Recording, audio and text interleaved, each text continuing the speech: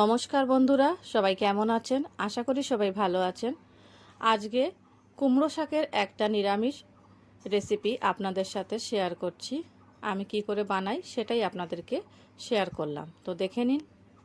কুমড়ো শাক আর ডাঁটার চচ্চড়ি বানানোর জন্য আমি গ্যাসে কড়াইটা বসিয়ে দিয়েছি। কড়াইটা গরম হয়ে গেছে। এখন দিয়ে দিচ্ছি 2 টেবিল চামচ সরষের তেল। এই শাক রান্নায় বেশি তেলের ব্যবহার করা হয় না, অল্প তেলেই রান্নাটা হয়ে যায়।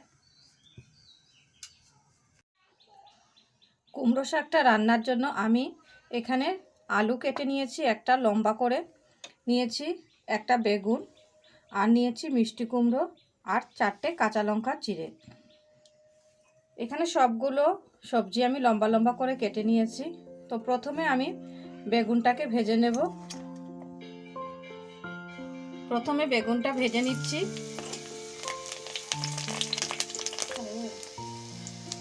বেগুন ভাজার সময় অল্প একটু লবণ দিলাম,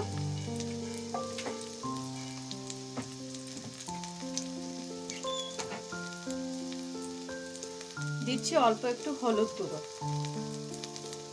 দিয়ে বেগুনটা ভেজে নেব ভালো করে। বেগুনটা এর জন্যই আগে ভাজা করছি, কারণ বেগুন সিদ্ধ হতে খুবই কম সময় লাগে, আর বাকি সবজিগুলো সাথে যদি বেগুনটা দেই তাহলে বেগুনটা একদম ঘেটে যাবে। তার জন্য আগে এটা ভাজা করে আলাদা করে রেখে দেব। বেগুনটা ভাজা হয়ে গেছে, এখন এটা আমি তুলে নেব।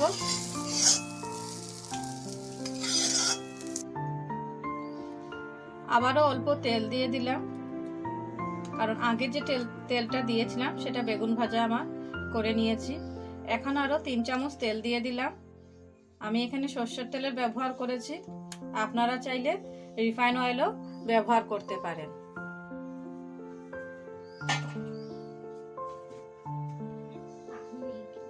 তেলটা গরম হয়ে গেছে, এখন আমি দিয়ে দিচ্ছি এর মধ্যে পাঁচফোড়ন।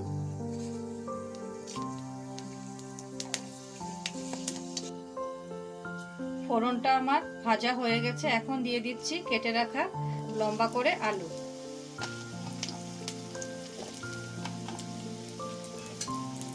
আলুটা ভালো করে ভেজে নেব। আলু ভাজার সময় আমি এখানে অল্প লবণ আর হলুদের ব্যবহার করব। দিয়ে দিচ্ছি 1/4 চামচ লবণ, আর দিচ্ছি অল্প একটু হলুদ। এগুলো দিয়ে ভালো করে ভেজে নিচ্ছি আলুটাকে। আলুটা কিছু ভাজা হয়ে গেছে, এখন এ সময় দিয়ে দেব কেটে রাখা কুমড়ো।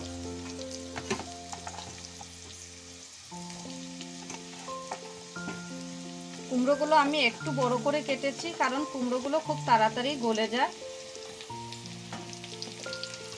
এখন এগুলো সব আবার একটু ভেজে নেব। কুমড়োটা যেহেতু দিয়েছি তাই এখানে আর একটু অল্প লবণটা আমি দেব, যাতে কুমড়োর মধ্যে লবণটা ঢোকে। এইসব সবজি ভাজার সময় খুবই অল্প পরিমাণে লবণ দেওয়া দরকার, না হলে পরে লবণটা বেশি হয়ে যাবে। তাই এগুলো সিদ্ধ হওয়ার জন্য বা এর মধ্যে স্বাদটা পুরোপুরি আসার জন্য ভাজার সময় অল্প অল্প লবণ দিয়ে দিচ্ছি। এখন এটা ঢেকে দেব। এখানে আলু আর মিষ্টি কুমড়োটা ভাজা হয়ে গেছে, এখন এর মধ্যে দিয়ে দেব কেটে রাখা কুমড়ো শাক। তো কুমড়ো শাকগুলো দিয়ে দিলাম। শাকটা দিয়ে ভালো করে নেড়ে নেব।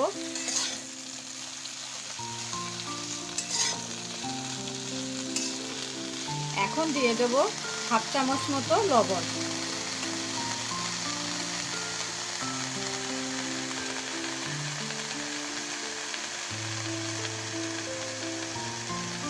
এখানে আমি 1/2 চামচ লবণ দিয়েছি, কারণ আলু আর কুমড়ো ভাজার সময় আমি অল্প অল্প লবণ ব্যবহার করেছিলাম, তাই 1/2 চামচ লবণ ব্যবহার করলাম।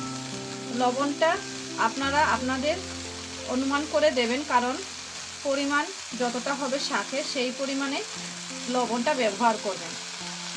খেয়াল রাখবেন লবণটা কম দেওয়ার জন্য, কারণ শাকটা যখন মজে আসবে তখন অনেকটাই কমে যাবে।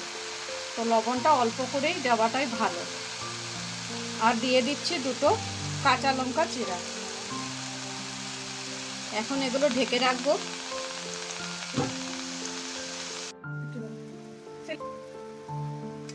শাকের জলটা অনেকটাই শুকিয়ে এসছে।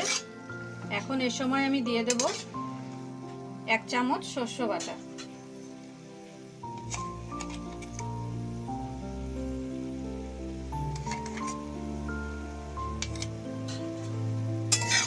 সর্ষে বাটাটা দিয়ে আবারও নেড়ে নেব। আর এই সময় এখন আমি দিয়ে দেব ভেজে রাখা বেগুন।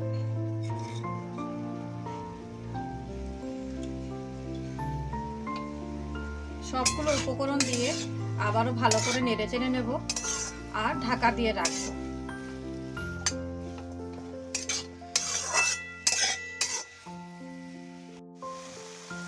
শাকটা আমার ভাজা ভাজা হয়ে গেছে। এখন আমি আরো 2টো কাঁচা লঙ্কা দিয়ে দিলাম। আর এই শাকটা যেহেতু একটু আমি ঝোল ঝোল রাখবো, তার জন্য অল্প একটু গরম জল দিয়ে দিচ্ছি। যদি আপনারা ঝোল খেতে চান তাহলে অল্প জল দেবেন, আর যদি সেরকম না হয় তাহলে এরকমই রেখে দিতে পারেন। কারণ এখনই শাকটা পুরো রান্না হয়ে গেছে, সিদ্ধও হয়ে গেছে, শাক আর ডাঁটা দুটোই সিদ্ধ হয়ে গেছে। তো যেহেতু আমি এখানে একটু গ্রেভি গ্রেভি রাখবো, তার জন্য অল্প একটু গরম জল অ্যাড করব। জলটা দিয়ে ফুটিয়ে নেব। আর এই সময়টা আপনারা একটু লবণটা চেক করে নেবেন। যদিও এখানে আমার লবণ দরকার হবে না, তবুও আপনারা লবণটা চেক করে নেবেন ও অল্প একটু চিনি অ্যাড করে দেবেন। দিয়ে দিচ্ছি 1/2 চামচ চিনি।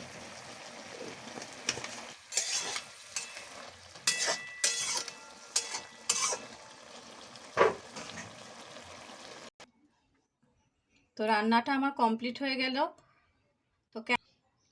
তো কেমন লাগলো এই রেসিপিটা, কুমড়ো শাকের ডাঁটার চচ্চড়ি?